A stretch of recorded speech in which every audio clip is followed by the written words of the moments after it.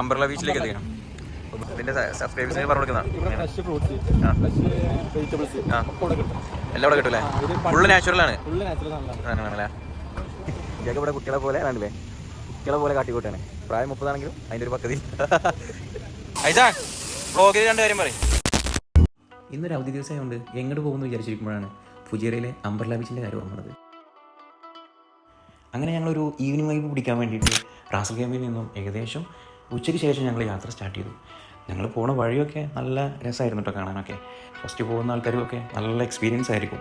കാരണം നമ്മൾ ഒരു യാത്ര പോകുമ്പോൾ നമുക്ക് ഏറ്റവും കൂടുതൽ ഇഷ്ടപ്പെടുക ആ പോണ വഴികളും അതേപോലെ തന്നെ ആ പോകുമ്പോഴുള്ള നമ്മളെ സംസാരങ്ങളും ഒക്കെ ആയിരിക്കും ആ യാത്രയിലെ നല്ല എക്സ്പീരിയൻസ് ആവുന്നത്. അങ്ങനെ ഞങ്ങൾ ഏകദേശം മസാഫിയിൽ എത്തിയതിന് ശേഷം മസാഫിയിൽ ഞങ്ങൾ കുറച്ച് ഫ്രൂട്ട്സൊക്കെ കഴിച്ചു.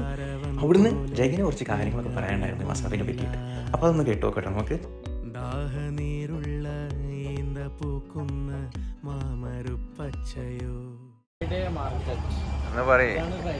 ഇതിന്റെ സബ്സ്ക്രൈബേഴ്സിന് പറഞ്ഞു കൊടുക്കുന്ന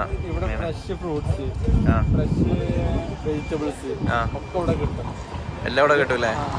ഫുള്ള് നാച്ചുറലാണ്. ആണല്ലേ? മസാഫി മാർക്കറ്റിൽ വെറും ഫ്രൂട്ട്സും വെജിറ്റബിളും മാത്രമല്ല കേട്ടോ, വേറെയും ഒരുപാട് സാധനങ്ങളുണ്ട് അവിടെ. അതേപോലെ തന്നെ നമ്മൾ മസാഫിയിൽ ഇറങ്ങി അവിടുന്ന് നമ്മൾ കാണുന്ന വ്യൂ നല്ല രസമായിരുന്നു കേട്ടോ. ചുറ്റിനും മലകളാണ് അവിടെ ഫുള്ള്. അവിടെ നമ്മൾ കുറച്ച് ടൈം സ്പെൻഡ് ചെയ്ത് വീണ്ടും യാത്ര തുടർന്നു. അങ്ങനെ നമ്മൾ ഏകദേശം ബീച്ചിനടുത്ത് എത്താനായിട്ടോ.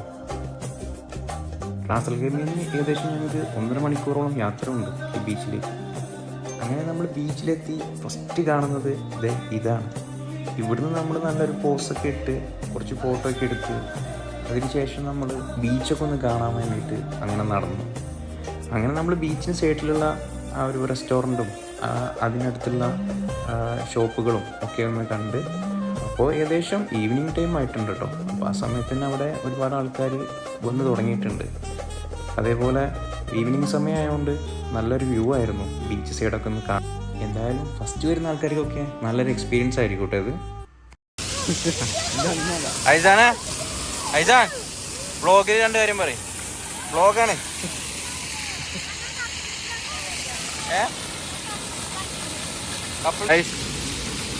വീട്ടിലെ ബീച്ചിലെ കാഴ്ചകൾ കഴിഞ്ഞിട്ടില്ല കണ്ടില്ലേ?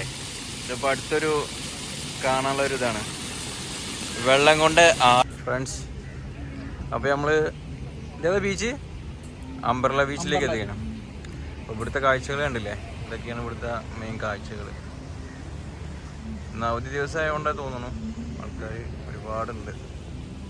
സിദ്ദീഖ് ഫാമിലിനായിട്ട് അവിടെ എൻജോയ് ചെയ്യുന്നുണ്ട്. അവരവരെ വൈക്കൂടെയാണ്. ജഗ ഇവിടെ കുട്ടികളെ പോലെ കണ്ടില്ലേ? കുട്ടികളെ പോലെ കാട്ടിക്കൂട്ടാണ്. പ്രായം 30 ആണെങ്കിലും അതിൻ്റെ ഒരു പദ്ധതി.